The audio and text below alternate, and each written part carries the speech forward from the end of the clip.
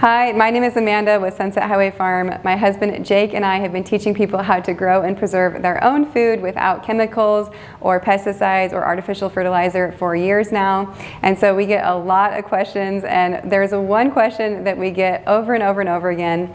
It's something along the lines of, why aren't my tomatoes growing? Why aren't my peppers growing? Why are the transplants that I planted in my garden not really doing anything? And basically the big summary is, why at the end of the season am I just ending up with a very expensive salad and nothing else to show for all of the money and time and work I put into my garden? So every time we get some form of this question, we ask questions in return, and we've been able to distinguish 5 main mistakes that most gardeners are making. Sometimes they're making just 1 or 2, oftentimes they're making all 5 of them. The first huge mistake people are making is buying seed starts from a box store. Those starts are started somewhere else in the country. They are started to look big and beautiful and the perfect size when the weather starts to warm and you're thinking it feels like a good time to garden. By the time that start is actually supposed to be planted into your garden, it's going to be root bound and overgrown, and it's going to go through transplant shock. If you plant it when stores are putting them out, it's going to be too cold at night, it's going to stunt the plant's growth, and you're going to have weeks where the plant does nothing. So that's why you end up having a plant that just stays the same size for weeks after you plant it. Now, another problem that comes with buying box store plants is that they are started in a germination mix that has pesticides in it, more often than not. And it also comes with pests. So even though there's pesticides, there's usually dormant pests in there also. When you transplant these seed starts into the garden, you're going to end up with a pesticide that's inhibiting any of the microbial life in your soil from delivering nutrients to your seed start. So it's not going to be able to get the nutrients it needs to keep growing unless you put in an artificial fertilizer. And it's also going to have pests. It's going to have a weakened immune system because it doesn't have the microbial life at its roots like it needs to have. And it's going to cause other problems in the soil in your garden for the future to come. So all the way around, if you can, steer clear of box store seed starts. In our gardening course, we teach how to seed start affordably and easily. Oftentimes people think it's going to be very expensive and difficult and time consuming. We teach how to do it in a way that's very simple and easy to set up. It's actually more affordable than buying seed starts year 1. So right out of the gate, you're saving money. And we teach you how to make it very simple so that it can fit into the busiest of lifestyles. The second mistake we're seeing people make is choosing the wrong seed varieties. And if you're just shopping what's available at a box store, you're probably going to make this mistake. There are seed varieties that are meant to be grown in a northern, colder climate like ours, where there's longer daylight. There's varieties that are meant to be grown in a southern region with higher heat and more humidity. There are varieties that are meant for long-term storage, and there are varieties that are meant to be eaten right away that are going to start decomposing right after you pick them. So for example, a lot of people have problems with carrots, and they think that they really need to do a lot of messing with their soil and their bed in order to be able to grow carrots, and it's just too much work, or they're just never going to be able to grow them. But there's actually a carrot variety for every kind of soil type there is. You shouldn't have to change your garden at all to have beautiful carrots. You just need to play around with what variety is going to work in your area. So one of the things we do for our course members is we give them our list of all of our favorite varieties for every single crop, and we have trialed a whole lot of varieties to figure out what grows best in this Pacific Northwest climate in zones 5 and 6, and what grows within our short growing season. So we give that to our course members to kind of give them a few years leg up on growing so they don't have to do as much trial and error. The third big mistake we see people making is they're not following a planting schedule that coincides with their zone and season. So you should be planting according to your last frost and your first frost. We see a lot of people just going out and planting when the weather seems nice and not understanding soil temperature and night temperatures and how to read the weather to know when it's safe to plant so that you don't kill your plants or send them into a cold shock from too cold of temperatures that's going to stunt their growth for the next few weeks to come. So we share our exact planting schedule that we have fine-tuned over the years with all of our course members, and that's one of the big reasons why this course is specific to zone 5 and 6 in this area, because we can get very, very specific by helping people with what works right here in our area. The next big mistake we see being made is hand watering. So many people come to our class hand watering, and the reality is is you're never ever going to water your garden enough to really make it produce if you're hand watering. There might be a few exceptions to this rule, but for the vast majority, if you're hand watering, you're kind of sealing your fate before you've even begun.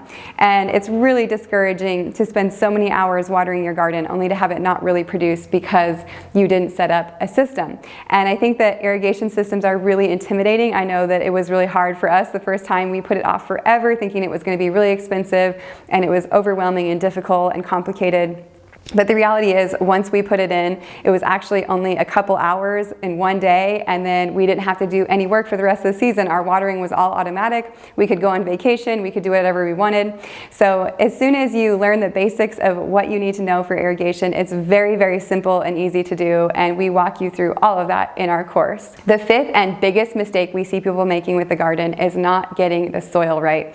And just like your house can't stand without its foundation, your garden is never going to be successful without a solid soil foundation. So it's imperative, if you want to garden without pesticides and chemicals and artificial fertilizers, that you understand what's happening at the soil level and how to improve your soil over time, how to start with the right foundation of soil, what to start your garden with.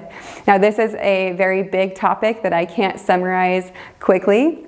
But the big thing that most people don't know is that most of the nurseries in town carry compost that comes from one facility, and that facility is composting the human waste of that city. So this is true of cities all over the country, not just Spokane, but we can speak to in Spokane, the company that does this is Bartech. They compost the city's human waste, and then they sell it to you as a top quality organic garden soil. It does contain plastics and toxins they're finding in other states like Maine and Connecticut, just how detrimental this soil is to anything that it's grown in or that comes in contact with it. So this is a topic too big for us to cover quickly here in this video. We cover in depth in our course, but that is one of the main focuses of our course, is helping you understand the why behind everything we do, and the why usually comes back to soil science. And once you understand what's happening at that microbial level in your garden with the plant roots and the life in your soil, you'll be able to problem solve and see when something is going wrong. You'll be able to figure out why it's going wrong and how to fix it.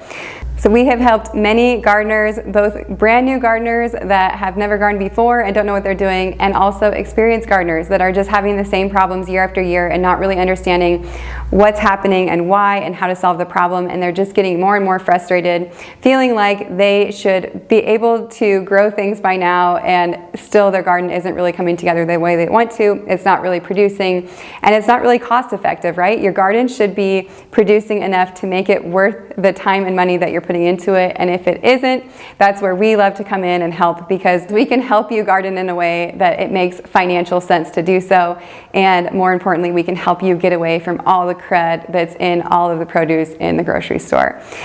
So we have a comprehensive gardening and food preservation course that's starting January 6th. We would love to have you join us. We have all of the information here on our website page about what the course entails. There is a ton to it. It is literally everything you need to know, from planning to seed starting to planting and caring for your garden, all the way to harvesting and then preserving every major crop in your garden to make it last all year long.